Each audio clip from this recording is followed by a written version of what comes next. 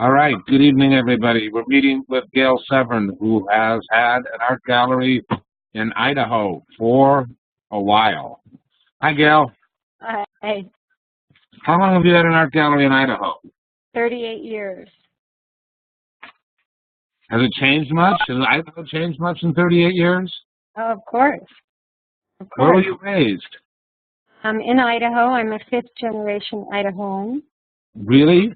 Uh-huh. Wow. How many of you are there? Not that many, are there? No, it's a pretty rural state.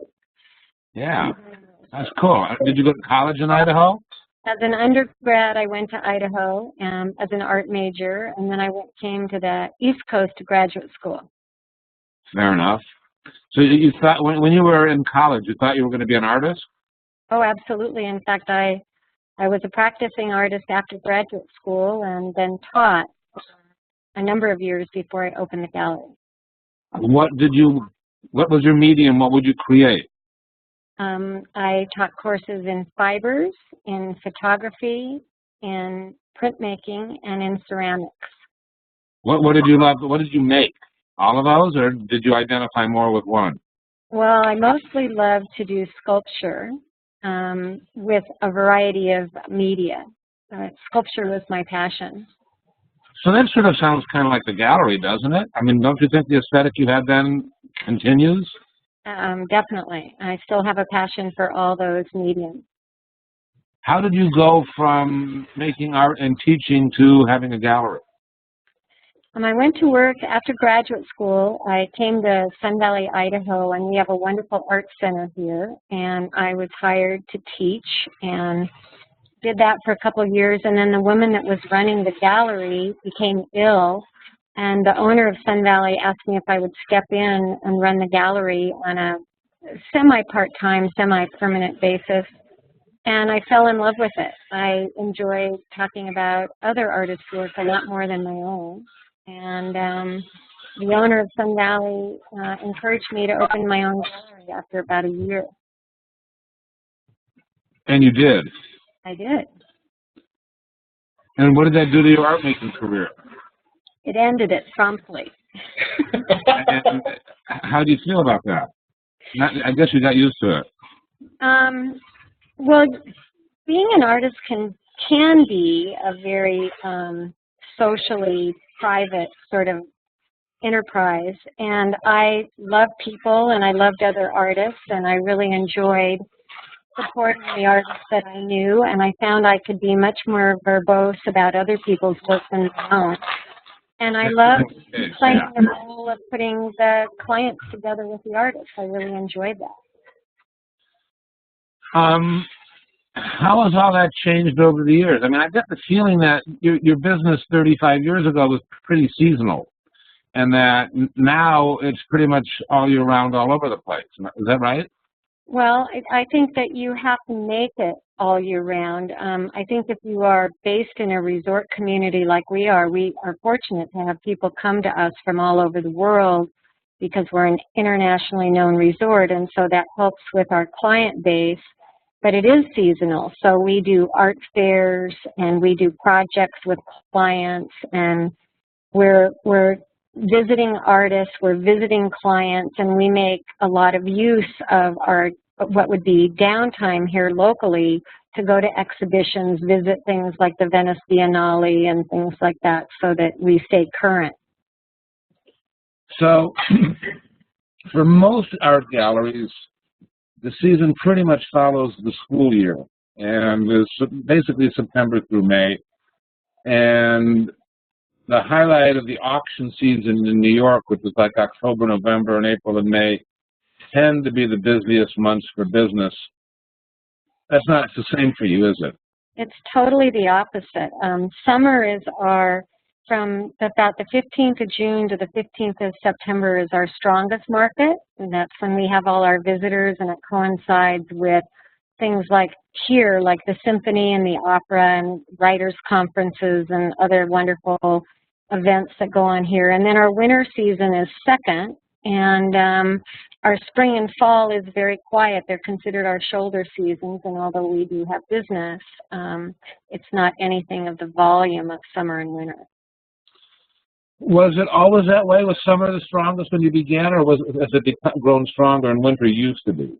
It's totally flipped. It was in the early 70s, winter was definitely what we were known for.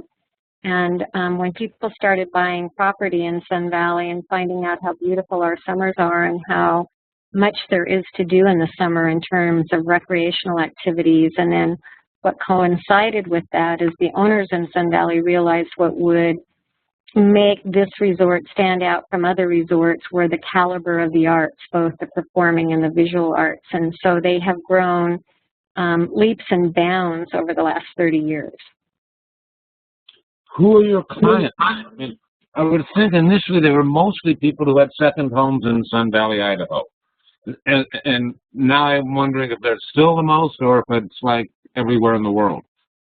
We are fortunate enough to say we have clients worldwide. Part of that stems from our client base here with the second, third, fourth, and fifth homes and the disposable income that goes with that. But the guests that come to visit them, with all these events, with these, we have a financial conference that happens here. Herbert Allen and his group have a huge financial conference that happens in July, and they bring the heads of states of countries all over the world, political leaders, the heads of Fortune 500 companies, and then they in turn introduce other people to Sun Valley, and it grows. So you've consciously had to do a lot to keep your gallery vibrant. Absolutely. I mean, you have to work to make that happen. You can't just sit and wait for people to come to you. Is most of that, well, all right, what is most of that? Well, I think it's a multi-pronged approach. I mean, we do all types of marketing and advertising, from print media to technology to radio and television. We publish books, we travel, we speak at universities around the country. We get very involved in artist museum shows, so we make connections with other types of professionals in our field. There's a lot that we do to expand. It's not just sales. How much of that are you doing and how much of that are your people doing? It's a combination. I sort of spearhead the ideas, and then I have a large crew. I have 9 employees, and they divide their responsibilities between all the sort of support staff things that go on a day-to-day basis, but then I have people that are very involved in the marketing and web issues and that sort of thing. I couldn't do it without them. It's a team effort. Do you ever think about having more than one location? I have been asked to do that a multitude of times, and for me, I am of the belief that it is such a personal business. It is so much about connections and having the opportunity to be one-on-one with people that I work pretty hard with the business I have. I am a full-time to more than full-time operator, and I don't think I could clone myself to do that in more than one location. I would think that'd be true for most galleries, and I think it's true. And yet some galleries have multiple locations, and I don't know. I mean, some of the people who work for them are still anonymous. I don't quite grasp how they do all that. What art fairs are you participating in? We have participated in a number of different fairs that correspond around Miami Basel. We have gotten involved the last couple of years with the people that do the art market shows, and so we have done San Francisco the last couple of years. We've done a show in Amsterdam on a number of occasions. We used to do, as you know, the Chicago Fair when it was more vibrant, and we are not currently doing the existing Chicago show because of the dates don't work well for us, and they've been very selective in restricting the galleries at that particular fair, so because of the time doesn't work for us, we actually haven't applied. What is your objective in showing at art fairs? I think broadening our client base and broadening the exposure for our artists, and in many cases when we take some of our younger emerging artists the opportunity to introduce them to other galleries. The most recent show we did was in May in San Francisco, and we placed 4 of our artists with other galleries to broaden their opportunity to have representation. We also made great connections with museum curators and directors and lined up 3 different museum shows for artists. So it's that networking, both clients, artists, and other professionals. Let's talk about that for a moment. So you've how many artists did you exhibit in San Francisco? 14. We had four booth spaces combined into one space, so we had a very large booth. We had 3-dimensional and flat work both. So that you're not judging solely sales or immediate income over the weekend as the guide for the success or lack thereof of your participation in the art fair. Well, I think we look at that as just one facet of what we do. Obviously, we would like to be profitable at an event like that. They're very expensive to do. The shipping and the lodging and transporting your staff and all the prep work that goes into it and all of that is very expensive. So obviously, we do like to have some profitable aspect to it, but we also look at it very strongly as a large portion of it is direct marketing. We have the opportunity to work with all these different people, whether it's the curators, the clients, other artists, that networking with other galleries. All of that is very beneficial. I want to go back to these 4 artists who got museum gallery exposure. Did these 4 galleries, were they familiar with these artists before they got to the fair? They were not. These were young. The artists that were added by other galleries were our younger artists, lesser known on a national basis.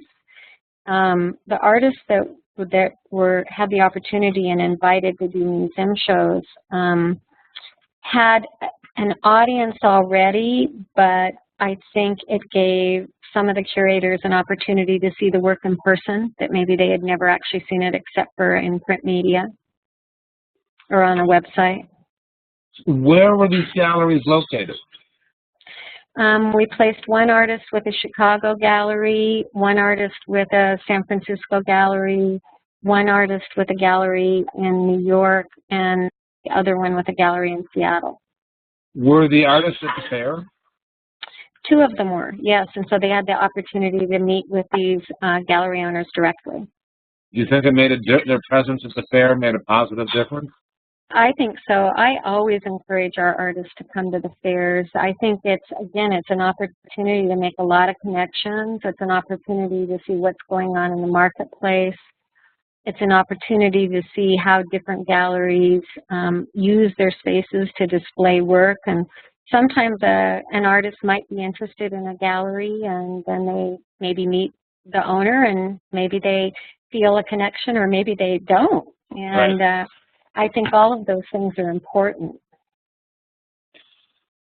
Well, the museum. See, what I'm trying to figure out is, how much the artists knowing the dealers and curators makes a difference, and then also territoriality, geography. Where were the museums that were interested in the artists that you brought? In the Bay Area and north of the Bay Area, also in Southern California and Chicago. And I think that for 2 of the artists there had been interest prior to the show, but this really gave them an opportunity to see more work in person and interact with the artist. So I think all of those things were beneficial. That's interesting, because I would have thought that it wouldn't be so likely to have a museum curator from Chicago travel to San Francisco now that we have proliferation of art fairs, but that's good that happened. The person that was there was not there for the art fair. It was coincidental that okay. they were in town actually to meet with the DeYoung Museum, and they just had the opportunity to drop into the show. That's another thing we talk about in the art world a lot. Is you never know where good news is going to come from. Things just happen frequently. Exactly. The artists you work with are from a fairly broad range geographically, right? They're not. I wouldn't even say most of your artists are from Idaho. Almost none from Idaho. We only really show currently 2 Idaho artists. We have artists from almost every continent. We have a number of Asian artists. We have a number of European artists, artists from South America, from Mexico. So all across the country and beyond. How do you decide who to offer representation to? Is it an extension of your taste, or is it the collectors, what you think that they're after? How do you make these choices? I think it's a little bit of all of that. I think that first and foremost, if I'm looking, and having been in business for 38 years, the first thing is I'm looking for something that is fresh and original, but that also doesn't compete with somebody I already represent. It's real key to me that I don't take away an existing artist's market with a new artist. So that's really important to me, that they fit a niche that I don't fill right now, that I don't currently have a competition for. I'm really careful about not bringing in somebody that will compete. And then also I do think about my market, my clients, but more often than not, I'm thinking about how I can broaden their experience than bringing in something they might automatically fall in love with. I want to push their envelope a little bit. I want to have them see something that they might not normally have the opportunity to see. How many artists do you represent? A lot. We represent 9 estates and about another 60 artists. And then we have a half a dozen artists that we work with a lot on the secondary market. 60 is a bunch. How many exhibits do you do a year? Well, I'm lucky. I have a large space. I built this building specifically for my gallery 13 years ago, and we have almost 12,000 square feet, and it's broken up into 4 distinctly different spaces. So we mount 4 full exhibitions every month, and so we simultaneously do 4 shows a month. Do they all open the same evening, or do you stagger it all, or what? They open the same evening because we have a real strong gallery association in our community, and we have a gallery walk that happens. But that being said, we have private openings for each of those artists staggered on sometimes similar nights. Like if we have a sculptor and a painter, we might have them on the same night where we'll have a private reception. More often than not, we'll have private receptions the whole week prior to the gallery walk for each of those shows. How often do those 60 artists or more get shown? Well, because in addition to the 4 exhibition spaces we have a 3-story building that has offices on 3 floors, and we have a lot of other public area in the building, and so many of our artists are up throughout the year. They're in terms of exhibitions, many of our artists are every 2 to 3 years, depending on how many other galleries they have and their productivity and other commitments. So pretty much you can do justice to that many artists. We can, because we're lucky enough to have the space. And in addition, we do work hard to have a lot of our artists included in group exhibitions at other galleries and exhibitions at museums, and we're involved in making sure there are opportunities beyond just the sales opportunities at the gallery. What are a gallery's responsibility to their artists? And conversely, also, then, what are the artists' responsibilities to you? But start the other way around. Okay. What do you do for your artists? Well, first of all, I think it's a real partnership. I always tell our artists when they come and talk to me about other galleries that, in my opinion, it's a lot easier to get into a relationship than it is to get out of a relationship. And so I always encourage artists to ask that question, what a gallery will do for them. And I think sales is only about 50% of what a gallery should do for an artist. I think that helping build the visibility of the artist and their career is a really important aspect. I think being a sounding board when an artist is trying to look into other representation, whether they're trying to work and develop relationships with museums and curators. We do a lot of publishing for our artists. We get involved in a lot of catalogs and books. We really believe that's a big part of what is career building. And I think career building is something that's often ignored by a lot of galleries. No, I totally agree. And I mean, I talk to a lot of dealers, gallerists doing this job, and you're doing a lot more for your artist than the norm. Many don't take an active role in finding their artist exhibitions elsewhere, gallery or museum, and I hear you solidly feeling that's part of your responsibility. Well, it benefits all of us. It comes around and benefits everyone. And it benefits, people often forget about the client, but it benefits the client as well. And when the clients have the opportunity to see the artists growing in their careers and showing in a wider geographic range and developing more notoriety, it builds confidence with the client, not only in the artist with it, but in the gallery as a whole. And that comes back around to all the artists. No, it's totally true. What's an artist supposed to do for you? Mostly keep their word. It's really important to us. We totally understand that artists need to explore and develop new bodies of work and experiment. And but when an artist commits to providing work for a show, having that work done in a timely manner, providing us with the things that we like to receive, which are high quality images and the information, we send a letter in advance. We have kind of a letter to tell the artist all our expectations with a show. So when we want to know how many people, we tell them which space they get, and we want to know how many pieces they think they are going to provide, give or take, general, size range, when we will expect to get high quality reproductions of the work, all of the information provided in terms of documentation of the work, and then that it arrives to us in a timely manner that allows us to start promoting the work prior to the exhibition. We're somewhat insistent that we get the work a fair amount of time in advance of the exhibition. So that. What does that mean, ballpark?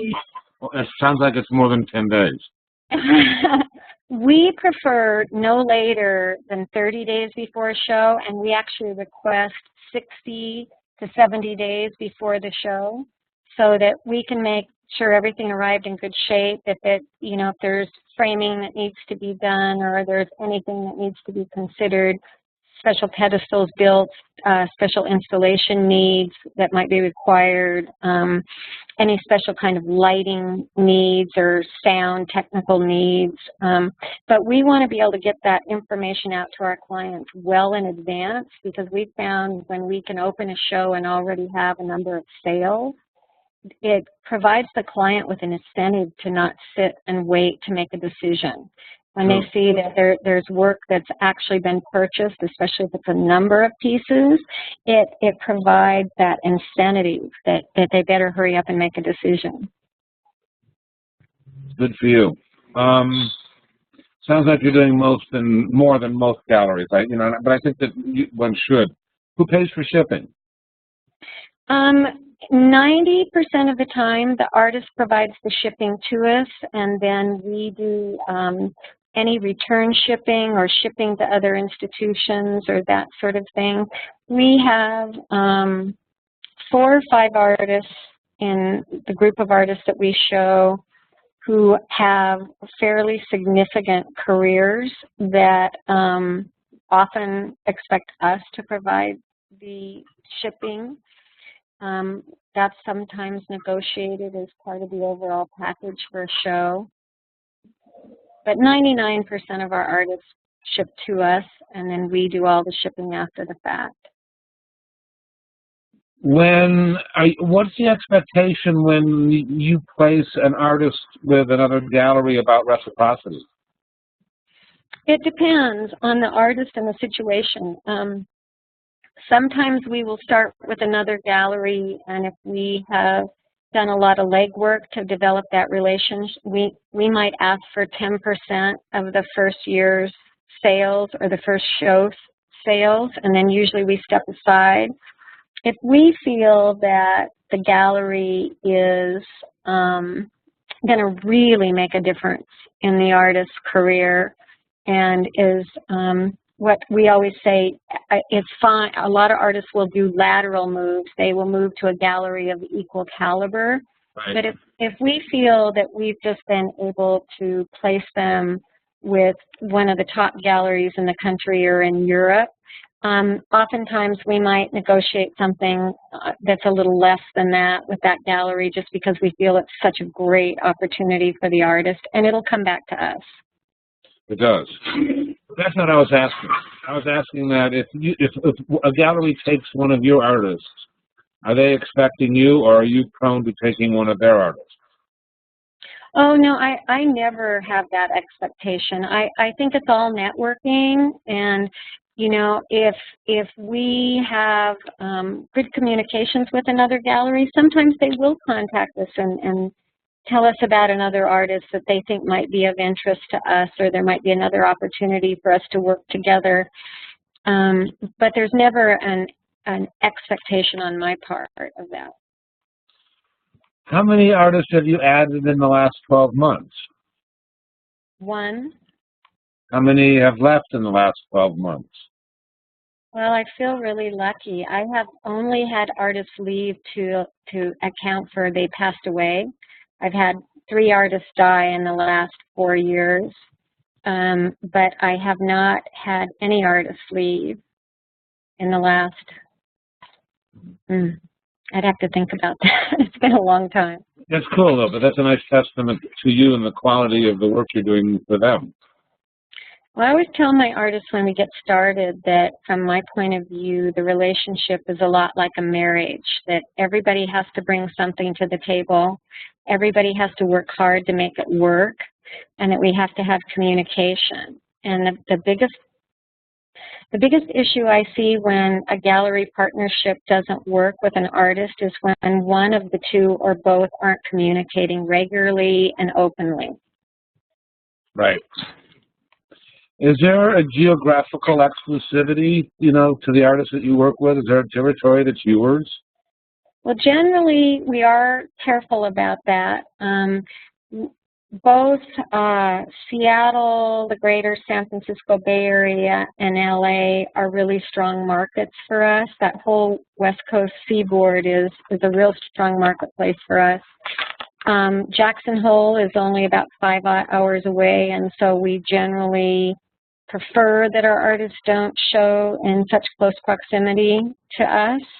But there have been exceptions to that where we've been willing to let that, you know, we haven't held hard and fast always to that idea. Contracts. Mm-hmm. Do you have them? You know, it's so funny that you ask. The first 10 to 12 years I had the gallery, I had contracts. I do what I call a letter of intent, and I have a 4-page letter that I write out to artists that I lay out my expectations, and I ask them to respond in a similar nature to give me, you know, 3 to 4 to however many pages what their expectations are, and then we usually talk about that. And then what I usually do is send a updated or refined letter of intent. What I say to my artists is, if I'm not doing a good job for you and you don't like what I'm doing, then you shouldn't be working with me. And right. I've been very fortunate to have that work. And in the last 15 years, I've only had one artist who sold work to my clients without being in touch with me, and where we had made the initial contacts with the clients, and then the client went directly to the artist, and the artist didn't inform us that that was going on, and that created an issue. But I think any contract can be broken, and I think it's better to say everything and lay it out up front, and that everybody be happy. And if it's not, people aren't happy, then they should, you know, look elsewhere. No, I agree. What was I going to say? I'm going to ask on the art fair question. How much art are you selling from the gallery versus art fairs? Can you distinguish?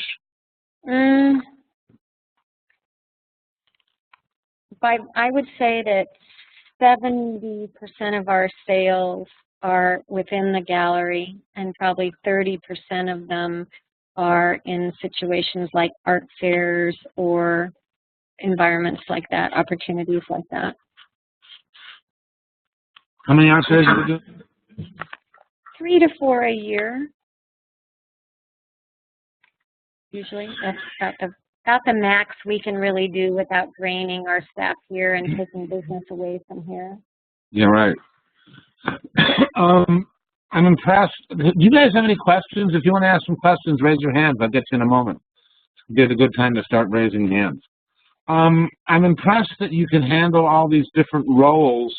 And I would think that, to an extent, all the artists want to talk to you, the big chief, you. But also that over time they must get comfortable speaking to the people who work with you. I think that's really important. Develop relationships with the whole staff. You know, I have a manager or director who's fabulous. I have my shipping coordinator who is fabulous, and so, you know, we encourage the artist to interface directly with the shipping coordinator regarding work coming and going. My marketing people talk to the artists on a regular basis. My sales staff, we all are sales staff, but there are some people that's their primary designation, and we all try to develop a relationship with the artists. Where are the people who work for you coming from? It's a real mix. I have one person from Idaho that was an art historian that ended up coming to work for us. Our newest employee was working at a gallery in London and was from South Carolina, and she worked at a gallery in London for 5 years and then wanted to live in a more rural environment and had friends that lived here and had vacationed here a couple times and moved here from London. I have a woman that worked at Yale as a young assistant educator in the arts at Yale. And we do have a bit of a problem with a lot of young people that are really excited about working for galleries tend to be drawn to more urban galleries because they think that will further their career. Right. They'll have more opportunity if they're in an urban area. We get a lot of grad students that come and work as interns with us from schools like Harvard and Yale and RISD and a whole variety of schools. So we have a strong internship program. So we get a lot of extra help seasonally from interns. That's really cool. All right, I'll have more, but let's see what these guys want to say. How about Brian? Brian, go ahead. I was wondering if you, once you have a relationship with an artist and you're showing their work, and do you ever see their work developing in a direction that is kind of puzzling you, or that you want to kind of share your opinions about where the work's going? Do you have like to hold back on that? And how rare do you think your kind of approach is to really caring about the artist's career? You know, how rare is that, and if so, why? I think I see artists exploring changes of direction all the time. I think that good artists tend to, even if they keep going in a similar direction, always want to explore and grow. A lot of our artists will ask me what I think. They'll send me images of a body of work, or they'll set up an appointment for me to see things and want me to either give them a critique or just tell them what I think in general. If I think this might find an audience, if the market is there for that change. Sometimes they'll just say to me, this is something I need to do. I'm passionate about this. I'm going to do this exploration. And it may not have a market. And I hope you bear with me while I go through this process. And that's all about communication. I think that really is where it comes down to understanding if someone needs the time to explore in a direction that may not have a strong market, or educating our client base that the artist is moving in a new direction and bringing them along. I tend to find that our audience, our clients specifically, are usually about a year to 2 years behind where our artists are, unless we make a real point of showing the clients kind of where the artist is headed.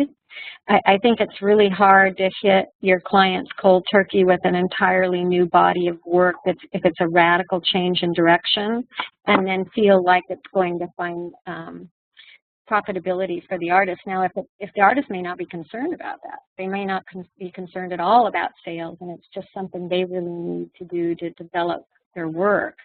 And so that, again, it comes down to communication. In terms of, are we different, I have to say, and I don't mean to sound prejudiced or negative, but I find that dealers in the West tend to have a more personal connection in many ways to their artists than often dealers in the East. And that's a real broad brush. I don't mean to paint it with such a broad brush, but I know a lot of West Coast dealers that I think are, being an art dealer and a gallery owner is their life. They're passionate about it, and they care about the artists deeply and their clients deeply. And I actually can say I know a lot of people like that. Thank you. I think that there's some truth to that. I hadn't thought about it, but yeah, I think you're right. I gotta think about it more. Okay, cool. Thanks, Brian. Joan, go ahead. You're saying about the communication and the relationship, so it's really neat to hear. What is the typical commission split that you would do with artists, and how do you work with sculpture where there are considerable fabrication or casting costs, and do you usually share the buyer's name and information with the artist, who's the person who bought the work, right? Right. Generally speaking, with 90% of our artists are, if we're working directly with the artist, our commission split is 50-50, especially because of all the extra things that we're doing above and beyond just sales. If the artist is involved in creating something with a print workshop, or for some reason they're doing it through another participant, it might be something more like a third. If it's we do show a lot of sculpture. We just had a major show for Gwen Merrill, who is a sculptor from Los Angeles who works in bronze.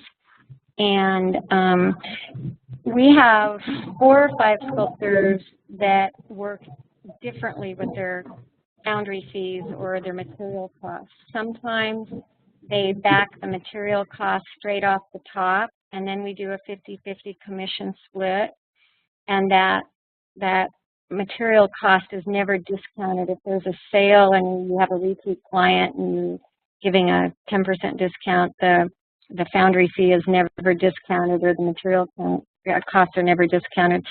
Some of our sculptors break it down by a percentage basis, that maybe was 60-40, and they feel that just always averages out, so that instead of having to calculate the exact expense every time they have something cast or fabricated, that they found that maybe 60-40 allows them to have it all round out. It really is on a case-by-case basis.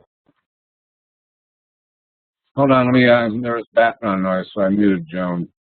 Joan, does that answer your questions? Yeah, that sounds really good. And with your theme of openness, do you usually share the buyer's information with the right. I didn't answer that. We do. Here's what we do, and it has worked well for us. As we get to know our artists, we keep a separate database of addresses, and we will share the names with the artists. We usually keep the addresses on file, and we tell the artists in our letter of intent that they have access to that anytime they wish. If they're having a show that is on the West Coast and is in close proximity to us, we ask that we have the opportunity to let those clients know about that show rather than them cross using addresses of our client base with another gallery. That's sort of our resource, and we're a little protective of that. But when we have artists that ask for the addresses, we do provide that, but we keep that as a record, and we store that material for a very long period of time. We found out that in working with estates, that it is often really important for us to get in touch with collectors 15, 20 years down the road if we're trying to borrow things from museum exhibitions and that sort of thing. And I must say we're a little better at keeping those records than a lot of our artists are. It sounds good. Cool. Thank you both. Lila, go ahead. For talking, I appreciate it. My question has to do with the number of artists you have and how you get to know them. Do you sort of arbitrarily assign 5 artists, 10 artists per person, or you know, do you take responsibility for a dozen of them? I mean, because that is a lot of artists to get to know and to stay familiar with. And I was wondering how you did that. It's a little bit of both. I mean, I stay in touch with all of our artists, and what I say to everybody is that I'm here interacting with the public every single day. And so my days are filled with phone calls and emails. I get over 200 emails a day that I have to respond to, and let alone the people walking in the door. So I ask my artists to reach out to me. And I'm very clear with them that I want them to feel that they should contact me whenever they feel like it, but that I'm so busy on a day-to-day basis that I'm probably only going to call when I have questions. And so I really put the onus on the artist to be the one that reaches out to me, and that works really, really well. I make an effort to get back to everyone within a matter of hours. There are occasions where, you know, sometimes it has to be the next day for some reason. And if I can't immediately get back to someone, then someone on my staff does and tries to find out what the information is. We do divide up sort of point people for our artists, so that a lot of my staff reaches out or might update them on what's news in the gallery that might be relevant to them, that we'd like them to know, projects we're working on or different things. And so we do divide that, but I try to talk to all the artists. And some of our artists are real communicative. Some of our artists are very quiet and live very monastic types of lives and maybe only want to talk to us a few times a year. And then some artists would love to talk every day if they got a chance. And it just depends on the individual personality. I see. Thank you. May I ask one other question? Sure, go ahead. It has to do with Sun Valley being a tourist destination. And I understand that your clients are from all over, but how do you have many sales to tourists? And if so, how does that all work out? Any differently than selling to anywhere else, or I think that's a really good question. I think the word tourist can have a negative connotation. There are a lot of small resort towns in this country who show what I call tourist art. And I don't think we do that. I think we show artists that, you know, either have the potential to have a national recognition or already have a regional or national recognition. And a lot of the, quote, visitors or tourists that come to our area do buy from us, but they're generally people that are looking for a fairly high caliber piece of work. And they are a large percentage of what we do, but I think that the word tourist kind of has a negative connotation. Okay. And here, I think that a lot of the visitors we have a lot of disposable income. A lot of them fly in their private planes. A lot of them have a fairly significant amount of wealth. And we're exposed to art in major cities where they travel and where they live. And oftentimes, if they're new to the area, they're surprised at the caliber of work that they find here. I see. So are they? I guess are they looking for deals, or are they treating Sun Valley in a different way than they might treat New York City or San Francisco? I mean, what's their perception of your, not your gallery per se, but the location of your gallery and their location? I'm expecting to find the high caliber art you offer.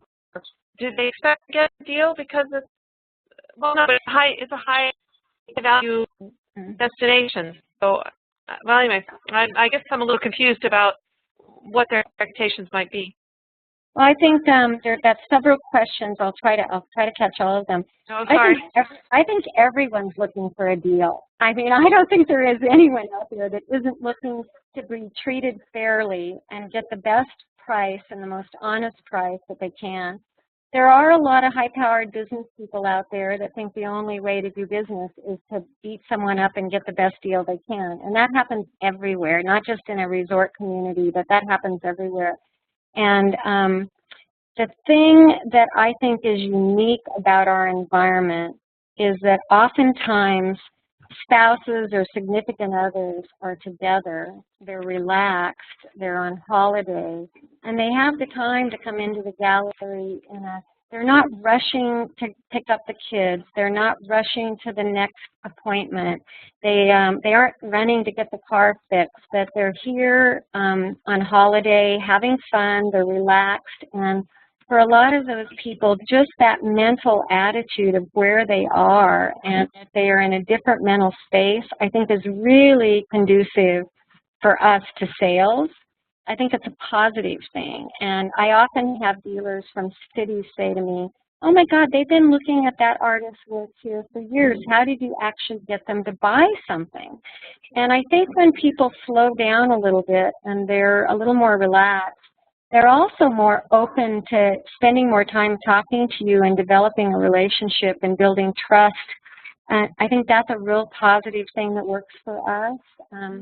People will stroll in their hiking shorts and, you know, their ski boots in the winter, and they don't have to be uncomfortable about their appearance. And so they're not intimidated if they're new to looking at art. And if they're really well educated about art, I think they are generally, we have about 18 galleries in our community, and at least half of them show very high caliber work. And so I think that they're appreciative of that, but the time that they have is real conducive to sales. Thank you very much. I would also say, Gail, that the art you show isn't as regional feeling or as mountain resort specific as one would be prone to thinking. I would think that the art you would find maybe in Seattle might be more Northwest typical than the art one finds in Sun Valley or with you is mountain typical. I think, you know, I mean, like there are people who sell seascapes in the mountains, etc. Right. We have a very diverse group of artists from a very broad range of locales, and that's a good thing for us. True. Hi, Ed. Go ahead, Ed. I really appreciate you being here, by the way. You're coming across very, very well. I was wondering, are you embracing the social media phenomenon or internet, or part of me thinks it's a total waste of time, and I'm curious what you think. I don't think it's a waste of time at all. Because we are fairly remote, we are not in a large metropolitan area where we can, we have 2 million people out our back door. It's an effort for people to get here. And so having a strong website and making sure that we come across fairly high listed on, a lot of search engines, making sure we are involved in all kinds of different electronic media, a lot of the different sites that are out that are selling art now, having a presence on those sites. I think that electronic media has, for one thing, has enabled our clients to come and spend a lot more time in Sun Valley because they can stay connected to their offices and yet have the time to be in a place like Sun Valley and feel like they can still do business. And so, and especially with the younger generation, my audience for the last 38 years has been a more affluent, older audience. And we're working really, really hard to connect to the next generation of collectors. And they're walking around with their phones and their iPads, and they're tweeting and doing all of those things. And we've found that it's really important to be a part of all that. Thank you very much. I appreciate it. You're welcome. Gail, you're doing better thinking than a lot of other galleries. And I mean, they would think some of these same thoughts if they took the time. But you've got a larger staff that you're supporting, and you have close relationships with them, and you're getting their input, and you're empowering them, and they're taking care of you and your artists. And then you're getting down to, I'm aware that those who are collecting are getting younger, and they're getting more involved. It seems like they were not that engaged for a decade or more, and I think that they are, and I think it's the internet, but I think you tapping into it really savvy. So cool. Herb, you're going to be after Madeline. Go ahead, Madeline. Thanks a lot, Gail. You're coming across really well, and I wish everybody was like you. Just want to know how you find your artists. How do you, recruit artists or whatever? It's a really broad-based sort of thing. My existing artists that we represent are a wonderful source. They have friends that they want me to keep an eye on, and nothing sells your gallery better than an artist who feels you're doing a great job for them, telling their friends that they admire that they ought to be working with you. So I always say that my artists are one of my greatest sources for other artists. But my clients who travel all over the world are always bringing me announcements and articles and catalogs from artists. We, of course, have a tremendous number of artists that contact us directly. I have a staff person that opens all the packets and reviews everything and sort of sorts it and helps me with that. And we also have museum people that will be working on a group show or working on an exhibition and say, I really like this artist. I think you two would hit it off, and I think your sensibility would work well together, and they're looking for a gallery. It happens on so many different levels, and you have to be open to all those levels, and it takes a lot of time. It takes a lot of looking and a lot of time. Are you deferring to other people in the gallery when somebody's represented, or is it always up to you? You mean whether we choose to represent someone? Yeah. I let my staff take the first pass at everything, and they sort of sort and categorize not only by media, but through a few other ways. And then they will start a stack that they think might be someone we ought to keep our eye on, and then we'll all go over it. Every 4 months we sit down together and we go through all of the ones that we think have some potential, and then usually we reach out to those people and tell them that perhaps we're not adding at the moment, but we'd really like to keep an eye on their work, so keep us informed and updated of what they're doing, and if there's a group show or an opportunity that we might be able to include them in, we'll do that. But I like my staff to feel vested in that process and develop connections, and so we really do it as a team, but it ultimately comes down to my final decision. Cool. Okay. Herb, your turn. Go ahead, Herb. Hi, Gail. Thank you so much for your information. I was eager to know if at this time in your evolution and gallery you are interested in new painters as opposed to just sculptors.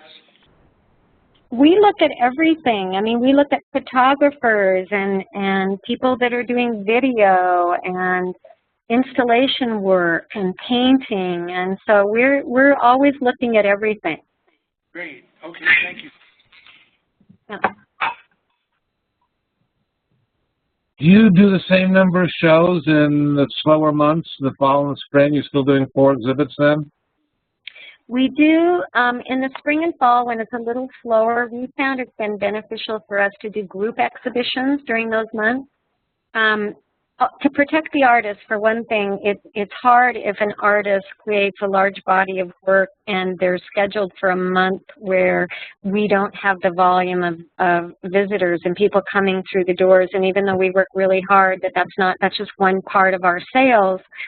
And I think this has worked very well for our artists, and they understand our seasonality, that group shows and thematic shows are really our focus during those shoulder seasons, because no one then is invested so much time and energy that they're at risk with that body of work. And so we found those group exhibitions work really well then. What's the price for we have some young emerging artists who we actually have work that's a little under $1,000, and we have work between $500,000 to $750,000. And most sales are what ballpark? I would say our average sale, the biggest volume of sales ranges from about 10,000 to about 75 to 80. Cool. What's the next art fair you're going to? Right now, let's see. The next one we'll be doing a show in Amsterdam and in October, and I'm also doing a show in Istanbul at the end of October because I'm going to be traveling over there, and I have 2 artists that are going to meet me there, and I'm going to do a small show with just a handful of artists who are going to be bringing their work. That sounds pretty fun. Yeah, there's a lot going on in Istanbul right now. It's a very exciting art city. I would encourage all your artists to kind of take a peek of what's going on over there. That's true. Do you go to all the art fairs? I do. I do. And I actually help set up the shows and help take down the shows. I'm there for the whole thing. I figure if I expect my staff to do that, I need to be there with them. So. Do you take any time off? I do, especially the spring, but I like to have busman's holidays. I like to go places where I get to see exhibitions or see museum shows and see artists I love. It gives me an opportunity to visit my artists. So there's nothing like a studio visit to make you feel connected to the work. And so I always try to fit in studio visits, and because we have artists that are in a lot of amazing places, I have a wonderful selection of places to go. I think you're kind of old-fashioned in a new-fashioned sort of way. I mean, it's sort of like, you know, the things where you are hands-on and touchy-feely and warm and nurturing and growing relationships, you know, but yet you're embracing the internet and the marketing and new media and growing community that way. I think that's a really interesting balance.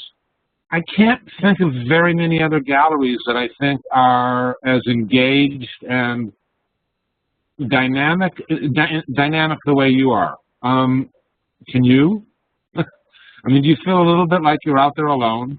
No, I think there are a lot of other galleries like that. And especially on the West Coast, I think there's a lot of other galleries like that in the Western states. I do, actually. Well, the ones I think of are more on the western states, but I'm not thinking of a lot, so I'm going to give you more credit. Well, thank you. Does anybody else want to comment, or we could wrap this up? I think Gail's given us a lot of information. Ursula, I didn't see your hand earlier. Go ahead, Ursula. Yeah, so I had a question, Gail. One is, how much are you having to educate your younger collectors? Are they coming to you already knowing about art, having some expertise in the area, and you having a dialogue, or are you having to like explain your program to them, or some kind of, what are you doing along those lines, and are you using the internet to do that? Yes, we do use the internet, and I think it doesn't matter whether it's a young collector or someone that's older age-wise that may be new to collecting. I think everybody that we talk to loves information about the artists and loves to learn. And we are doing a couple different things. One thing that we have done for almost 25 years is our openings are always on Friday night. And because we have a gallery walk that goes on community-wide here, every Saturday after an opening, we have artist chats that we video, but we invite people and we have a brunch every Saturday morning, and our artists come in and talk, and they talk about philosophy, they talk about technique, they talk about directions, where they've been, where they're going. And for me, it's like going back to school. And for my clients, it's the same thing. It's an educational process, but it also makes them connect and feel like they've actually gotten to be, they had the opportunity to be involved with the artist and learn a little bit more about the artist directly. That's something we feel very strongly about. And we do that every month with all of our artists that have openings that are willing to talk. Not every artist is, and if the artist isn't willing to talk, then usually the staff, we talk about the artist's work and share what we know. We do demonstrations. We ask our artists to do demonstrations on those Saturday mornings, and those are very popular. We've started a young collectors group to talk more immediately to your question specifically about young collectors. We have started an educational program for young collectors, and twice a month we get other gallery owners in town to meet, and we talk about lighting, we talk about framing, we talk about maintaining what you purchase, we talk about materials, we talk about a lot of different things to provide information so that people feel that we're concerned about what they're purchasing and the longevity of it and taking care of it. And we talk about a lot of other things, but it's sort of an educational program, and it's really well attended, and people feel a lot more comfortable sometimes asking questions in a situation like that where everybody's asking questions than maybe they might one-on-one. But we also make a real effort in the gallery for people to feel comfortable in talking about, if they don't understand what a word means, if they don't understand what the word encaustic means or whatever, we try really hard to provide information in a very casual and friendly way. Cool. Do you, Ursula, y'all good? Yes, thank you. Sure thing. Anybody else? I don't see any hands that are new. Do you still send out paper announcements?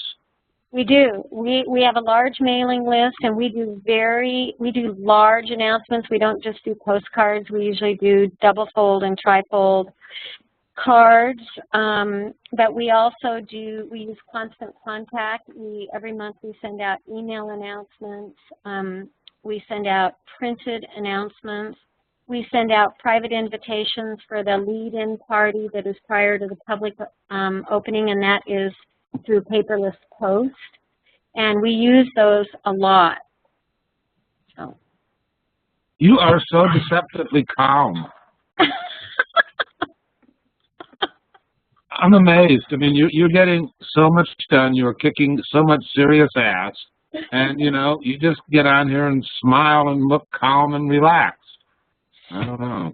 Well, I am a workaholic, and I'm passionate about what I do, and I have an amazing staff and amazing artists and wonderful clients. So It seems really wonderful. All right. I've got to come visit sooner than later. It's been too long.